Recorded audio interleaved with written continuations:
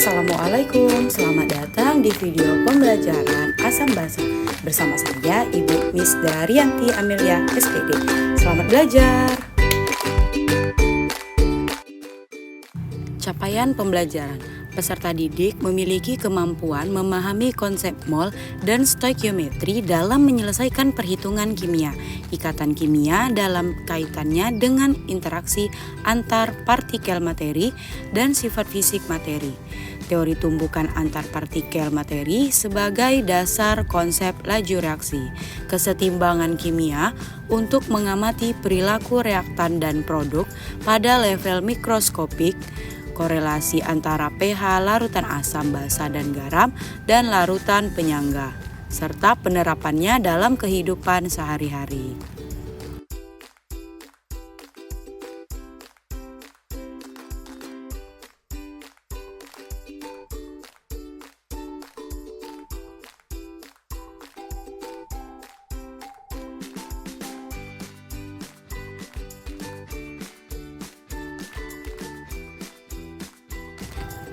Selanjutnya, alur tujuan pembelajaran. Yang pertama, menjelaskan konsep asam basa serta kekuatannya dan kesetimbangan pengionannya yang sudah kita pelajari pada pertemuan sebelumnya. Nah, pada kali ini tujuan pembelajarannya yaitu menganalisis trayek perubahan pH beberapa indikator yang diekstrak dari bahan alam melalui percobaan sederhana. Pada pertemuan ini kita akan mempelajari bagaimana mengukur derajat keasaman atau pH.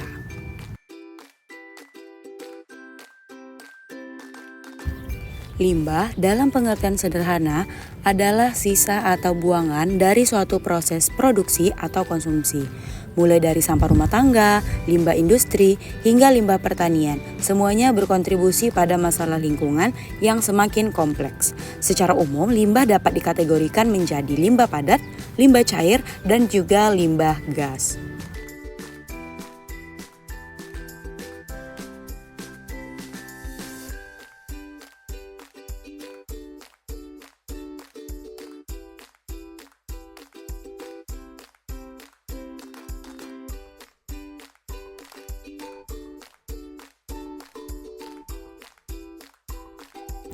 Limbah, baik dari industri rumah tangga maupun pertanian, seringkali mengandung zat-zat yang dapat mengubah pH air atau tanah.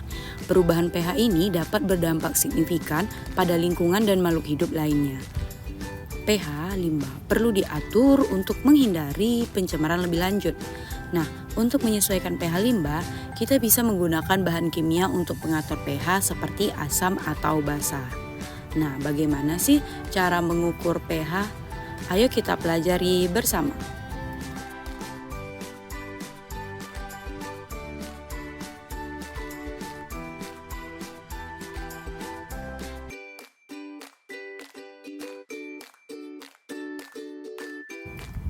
Pada tahun 1910, seorang ahli Denmark memperkenalkan suatu bilangan yang sederhana untuk menyatakan tingkat atau derajat keasaman suatu larutan. Nah, bilangan ini diperoleh dari hasil logaritma konsentrasi H+.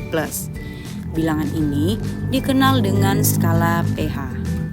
pH merupakan derajat keasaman suatu larutan yang menyatakan fungsi negatif logaritma dari konsentrasi ion H+ dan OH- dalam suatu larutan.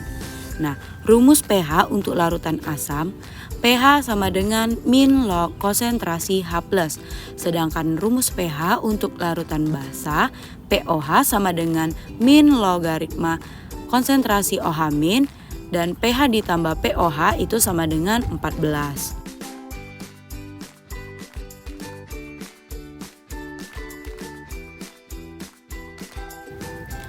Nah, kesimpulannya untuk larutan yang bersifat netral itu pH-nya adalah 7 dan larutan asam itu pH-nya di bawah dari 7 dan larutan basa pH-nya lebih besar dari 7.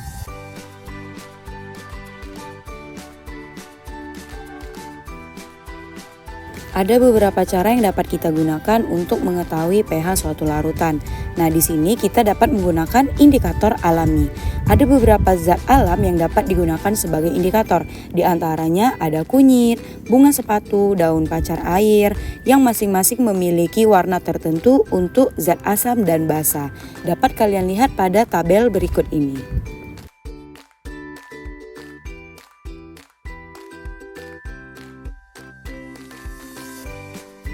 Nah, selain beberapa indikator alami tadi, kita juga dapat menggunakan indikator asam basa lainnya.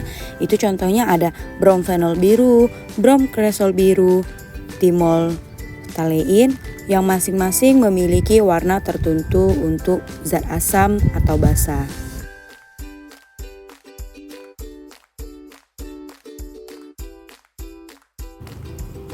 Selanjutnya ada kertas lakmus dan indikator universal.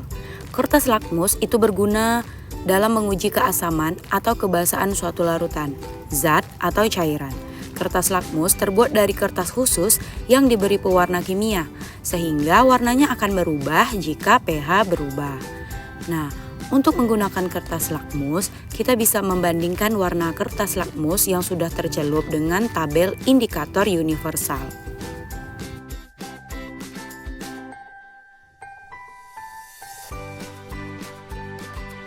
Nah, untuk menambah pemahaman kamu, perhatikan contoh soal berikut. Nah, di sini terdapat suatu soal 3,7 gram CaOH2 kali dengan MR74 yang dilarutkan dalam 500 ml air memiliki pH sebesar. Nah, jadi di sini kita diminta untuk menentukan pH dari CaOH yang dilarutkan dalam 500 ml air. Nah, pertama kita harus mencari mol dari CaOH, di mana kita ketahui bahwa CaOH ini merupakan basa kuat.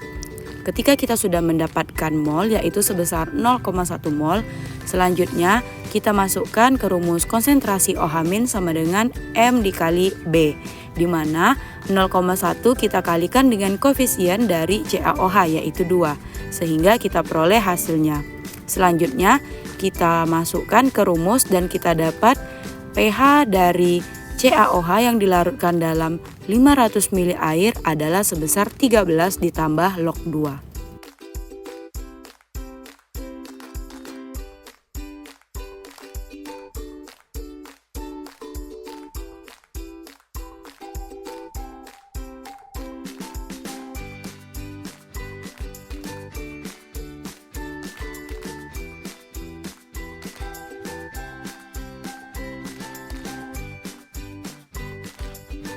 Nah, selanjutnya kita akan melakukan simulasi praktikum sederhana menggunakan website PET Simulation.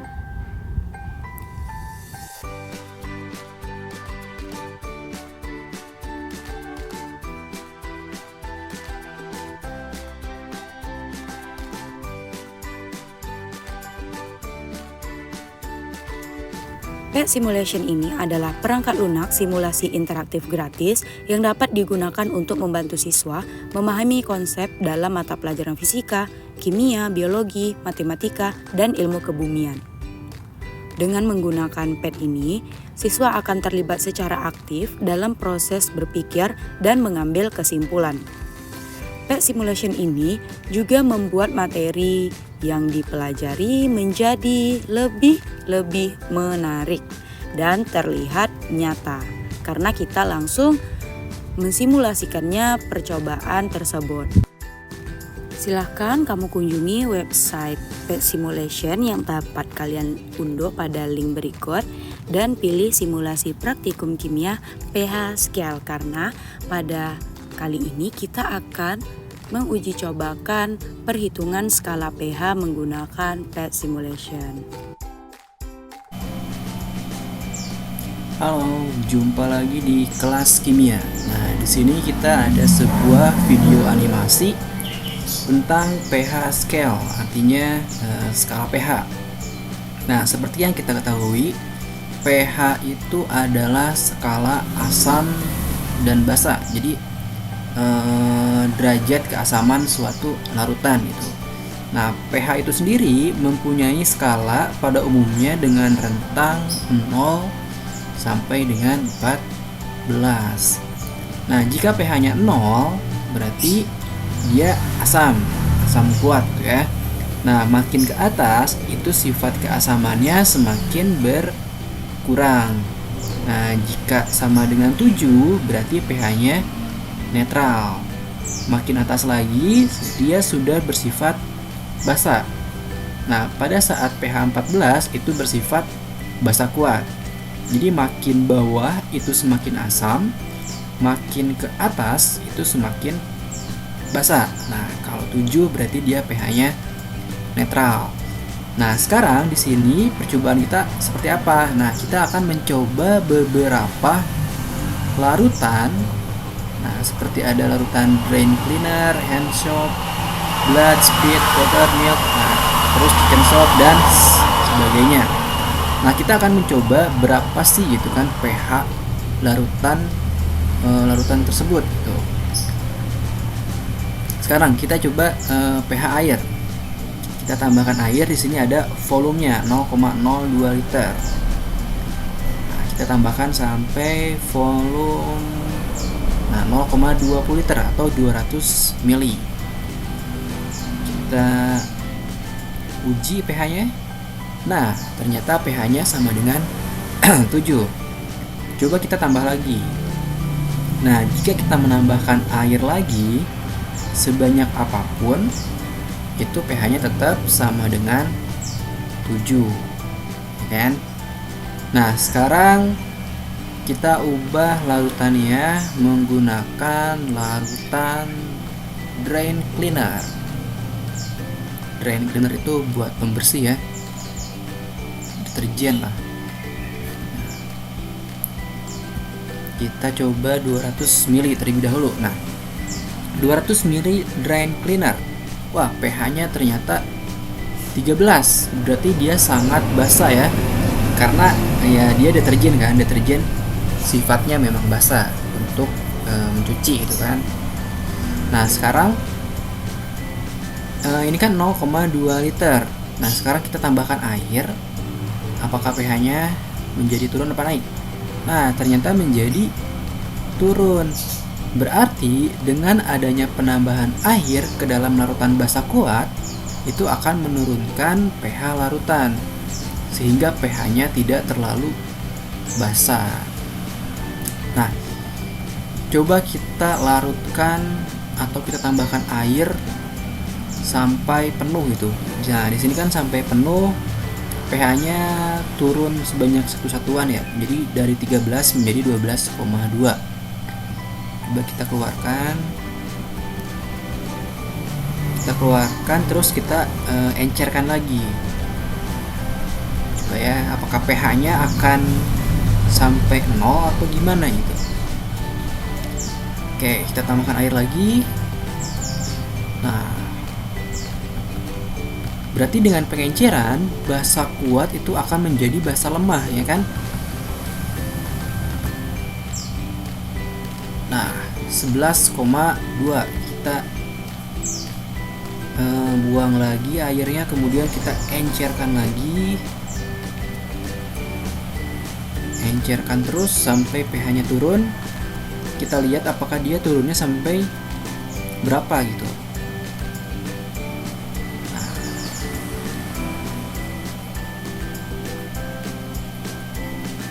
Oke, terus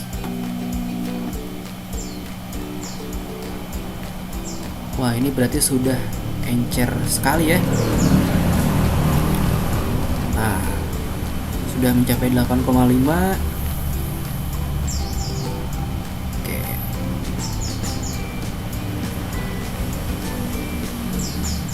Nah, dia sudah mencapai 7, berarti mendekati netral.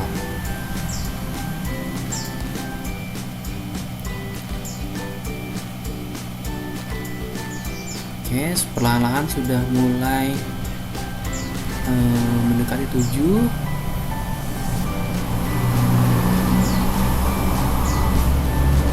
7,03. Apakah dia masih bisa turun pH-nya?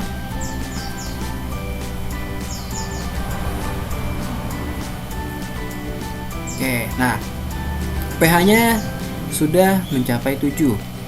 Jika kita tambahkan lagi air ke dalam larutan ini akan menjadi seperti apa?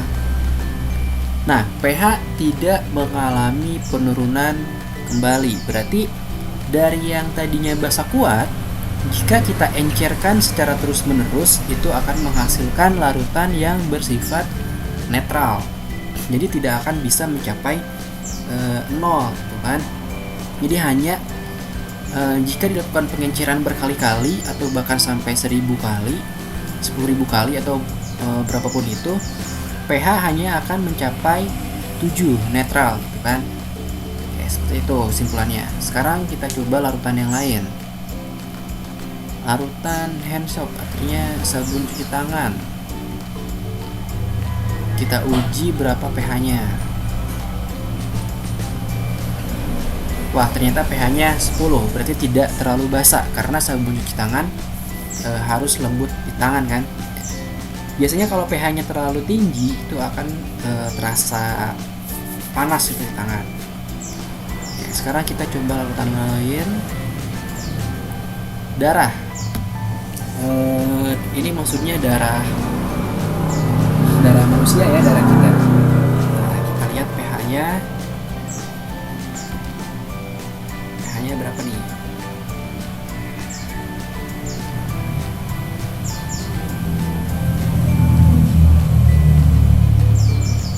Kurang berarti ya.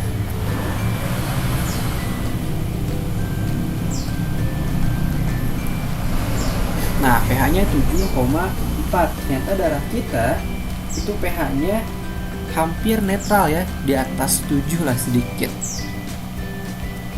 Kemudian, nah, jika terlalu banyak makan makanan yang kurang sehat, pH darah kita itu bisa naik, bisa turun gitu. Kalau misalkan terlalu banyak makan atau minum soda, pH kita itu akan menjadi turun.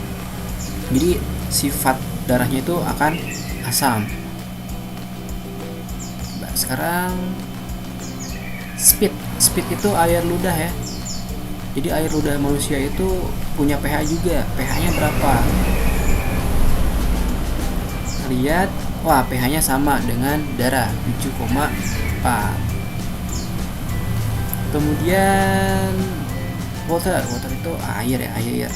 Maksudnya ini air murni, bukan air mineral. Netral ya, 7.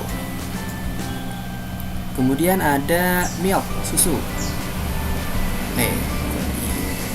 Nah, coba kita lihat sebenarnya susu itu pH-nya berapa sih gitu. Nah, 6,5, berarti di bawah 7, agak sedikit asam ya. Dan memang terbukti kalau misalkan susu itu kan ada kadaluarsanya ya. Nah, kalau dia basi itu akan terasa asam. Kemudian apalagi nih, chicken sop ayam ya. Sop ayamnya ada pH-nya. Nah, sop ayam pH-nya wah ternyata asam juga, 5,80. Kopi. Nah, ini kopi asli ya, maksudnya bukan kopi dengan gula tapi biji kopi. Coba kita lihat kopi itu asam atau basa. Wah, ternyata kopi sifatnya asam. Berarti kalau terlalu banyak minum kopi itu akan menaikkan asam lambung juga. Nah, makanya jangan terlalu banyak minum kopi. Kemudian orange juice jeruk, udah pasti asam ya, karena kan jeruk asam. Wah, 3,50, berarti dia termasuk ke dalam asam yang hampir kuat ya, karena asam kuat itu kan rentangnya 0 sampai 2 lah. Berarti ini asam lemah. Kemudian bakteri deh, langsung ke baterai aja. Baterai asin artinya aki, cairan aki. Asam sulfat itu kan baterai asin. Kita lihat pH-nya jeng 1, berarti aki itu termasuk ke dalam asam kuat. Oke, nah sampai di sini pembahasan tentang ya basic lah ya, pH scale basic, artinya dasar-dasar dalam penentuan pH. Jadi larutan apa aja sih yang mempunyai sifat asam, sifat basa gitu kan. Nah, selanjutnya kita akan melihat larutan ini dalam skala mikronya. Kalau ini kan kita tidak melihat tidak melihat ikatan kimianya, struktur molekulnya gitu kan. Nah, di pertemuan selanjutnya kita akan melihat pH scale termasuk dengan indikator dan struktur molekulnya. Sampai jumpa.